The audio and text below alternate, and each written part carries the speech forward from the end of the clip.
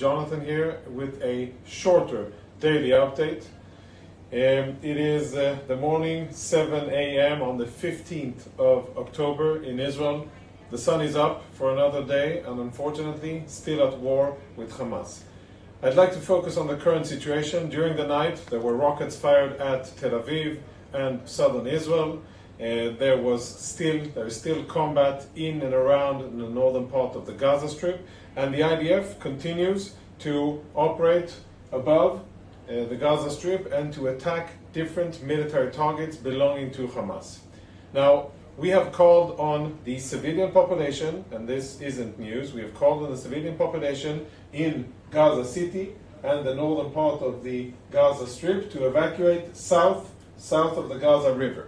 And that isn't news. But what is news is that Hamas has both issued warnings to their civilians not to evacuate, and when people didn't listen to those warnings of Hamas, they have actually stopped civilians and they have stopped convoys of Gazan civilians trying to flee from the situation and listening to our warnings, knowing that they are much better off south of the Gaza River than staying in the northern part.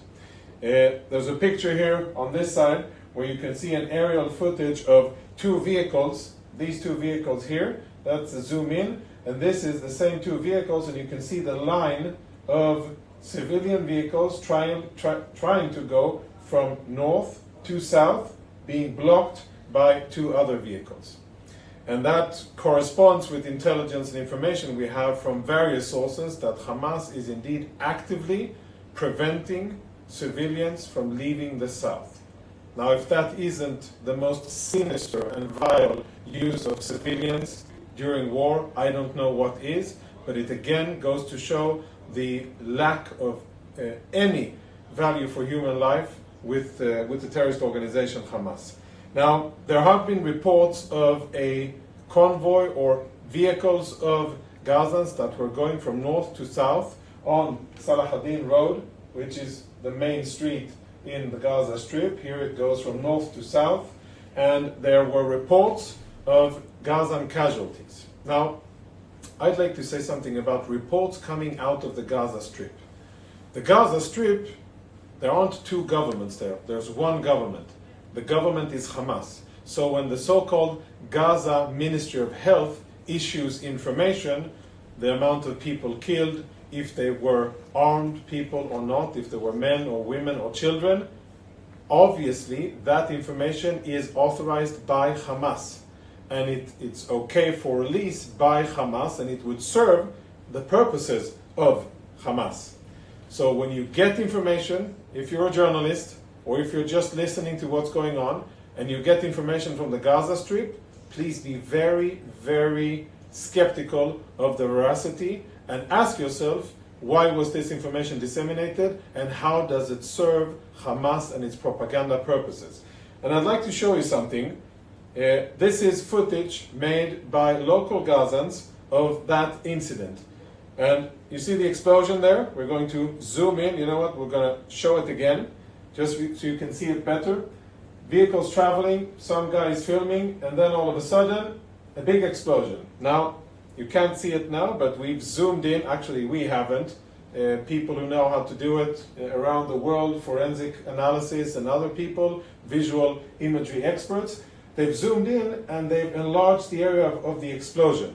That's one of those pictures. And here's another picture, a little bit zoomed out, of the same very incident. They've basically isolated the frames and looked and wanted to understand where the explosion started and what it looks like. Now, I'm no forensic expert. I wouldn't be able to say if this is a roadside IED or if this is a strike from above.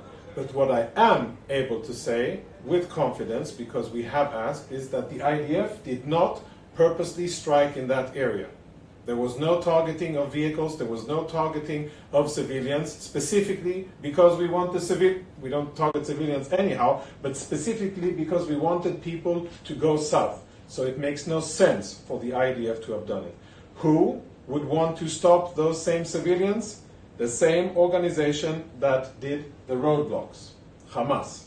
Now, Again, this isn't conclusive. What is conclusive is that we for sure didn't strike on purpose. It may have been some kind of a freak accident, which I doubt, but I think that this visual imagery, and by the way, both BBC and other media outlets and many on Twitter have looked at this and analyzed it, and there are questions about what happened here and how that explosion occurred.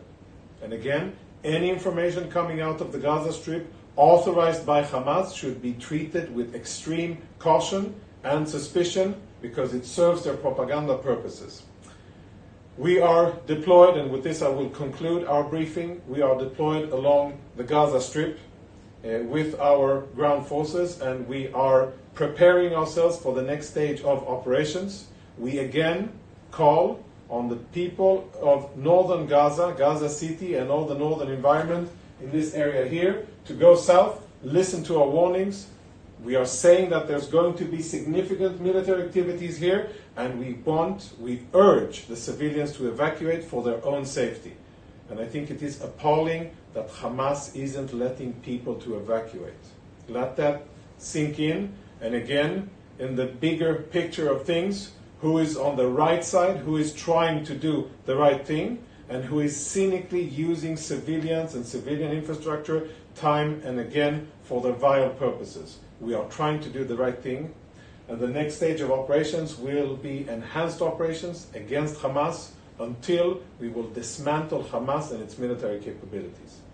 If you like it, share it, stay connected to our outlets, and I wish you all the best. Thanks for watching.